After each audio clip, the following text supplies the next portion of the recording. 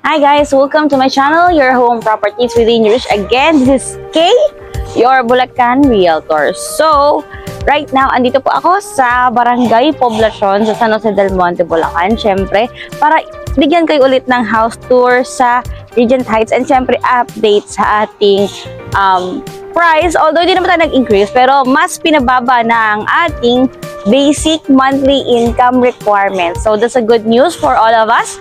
Para naman, syempre, if you're looking for a 3 bedrooms, 2 toilet and bath na complete finish na, nililipat ka na lang, yun na lang ang poproblemahin mo kung paano makalipat is, eto na ngayon, si Regent Heights. So, what's nice pa kay Regent Heights is, napakaganda ng kanyang location since along the highway lang siya. So, meron ka dyang mga bus na nagdadaan papuntang Santa Cruz or papuntang Cubao, and malapit lang siya sa new government center ng San Jose del Monte, malapit siya sa mga universities and colleges, and syempre malls and hospitals. So guys, let me introduce to you to Alexa, our townhouse model here in Regent Heights. So this is Alexa with 50 square meters po na lot area and syempre 65 square meters floor area. So complete finish na siya guys upon turnover. You have your pocket, I call it pocket carport. So pwede to mga maliit na sasakyan, yung mga Wigo, ganon, kasya siya. So punta tayo sa loob para ipakita sa inyo ang kanyang napakagandang interior. So this is 2-story. So this is our first floor. So upon entrance, you will be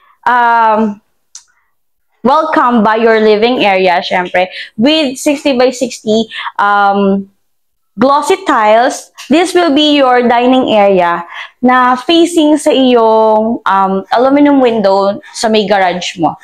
And this is your kitchen. So upon turnover, you have your tiles na 20 by 20. Sa turnover, yung tiles ng countertop nyo is 20 by 20. And you already have your cabinet here. No, it's up to you if you're gonna change it or design it, yung color niya. So, yun. This one, hindi po siya kasama sa turnover. So, it's up to you kung papalagyan nyo siya. So, this is yung fridge area. What's nice pa kay Alexa is you have your spacious na service area. Sa service area niya, guys, this one, so wala siyang tiles kapag tinurn over, pero cemented na siya.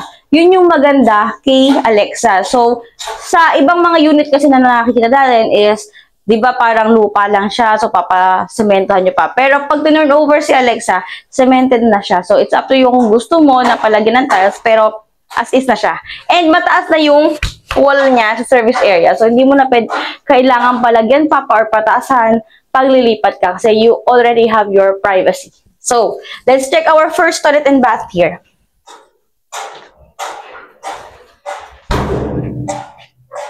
This is our first toilet and bath. So, complete na siya with tiles na siya.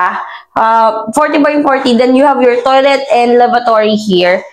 At ang maganda nun guys, sa turnover natin, meron siyang slight elevation here para sa prevent ng spillage of water kung shower ka tapos sa iyong toilet area. So yun, that's our first toilet and bath. So let's go upstairs para makita ang ating 3 bedrooms and second toilet and bath.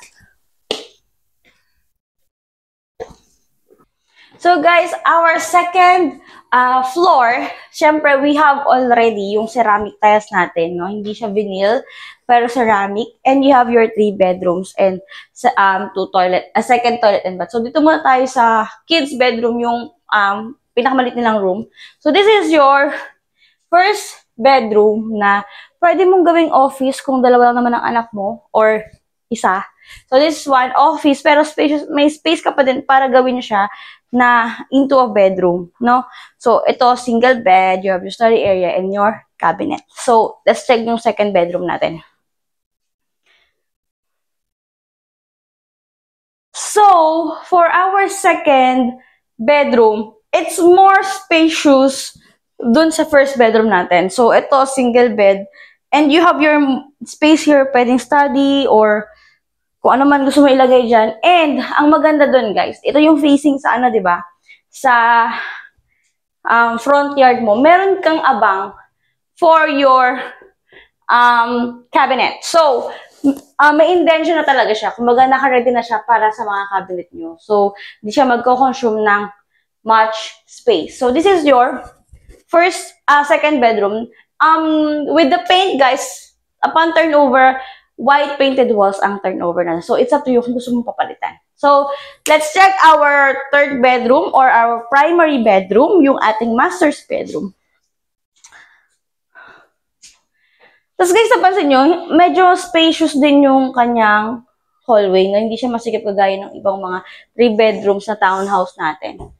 So, this one is your master's bedroom na meron ng kasama na abang for your aircon, papaputasan mo na lang, or it's up to you kung gusto mo kasi ng split type na aircon. So, this is your master's bedroom. So, meron ka na ring space, guys, para sa yung cabinet. So, naka-indent na yung wall mo para intended talaga siya sa cabinet, guys. So, this is your master's bedroom. Check natin yung second toilet and bath.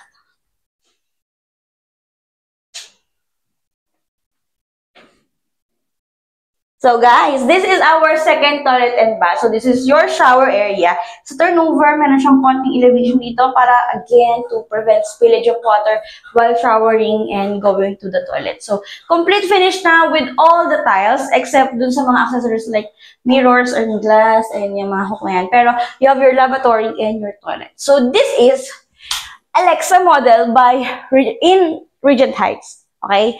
So if you're interested, let's talk about the price. So guys, if you're interested kay Alexa model, this is our total contract price.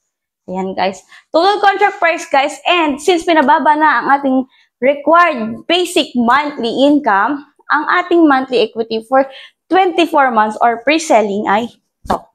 So, Alexa is available through pag-ibig financing and in-house financing. So, itong down payment na to na 24 months na pinapakita ko sa inyo, ito ay for pag-ibig financing, guys. So, yan. So, if you're interested, guys, ang ating reservation na ito lang.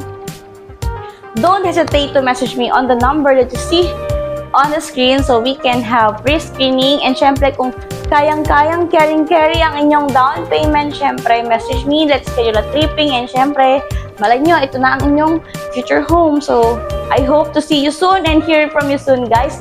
Thank you for liking and subscribing to my channel. Again, this is Kay, your Bulacan Realtor. Bye!